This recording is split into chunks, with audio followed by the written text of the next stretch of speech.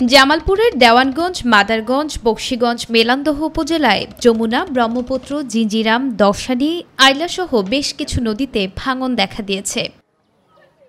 প্রতিদিনই তীব্র ভাঙনে নদীগর্ভে বিলীন হচ্ছে বসতবাড়ি, ফসলি জমি এবং গুরুত্বপূর্ণ অনেক স্থাপনা।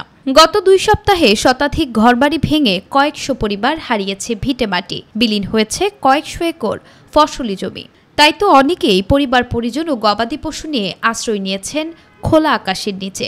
বর্ষা আলেই নদী ভাঙে, বর্ষা আলেই ভাঙতে ভাঙতে এই পর্যন্ত। এখন আমার বাড়ি বর্তমানে রাস্তার উপরে। 3 ভাঙা দেওয়ার পরে যেটুক ভিড়ে আছে এটা যদি ভাঙে বউ পোলাবার নিয়ে আনগা নদী ঝাঁপ দেওয়া ছাড়া বুদ্ধি নেই। জল ফির বললি মনে করো ফির ভাঙতে ধরবে, তখন আমরা যেটুকু জায়গাতে ছিলাম সেটুকু জায়গাতে থাকতে পারবো না। আমরা কালি কই যাবো, আবার ভাসি যাবো।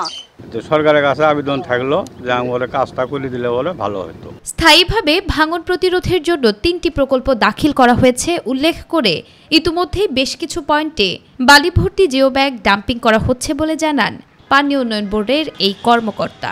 ইতিমধ্যে আমরা বেশ কয়েকটি স্থানে বালি ভর্তি জিও ব্যাগ ডাম্পিং করছি। পাশাপাশি এই নদী ভাঙন রোধে আমরা 3টি স্থায়ী প্রকল্প দিয়েছি। এগুলো অনুমোদন হলে আমরা স্থায়ী প্রতিরক্ষামূলক কাজ বাস্তবায়ন করতে পারব।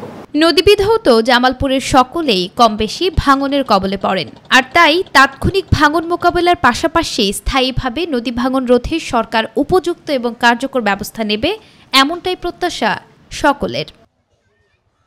নুসরাত শারমিন, মাই টিভি নিউজ।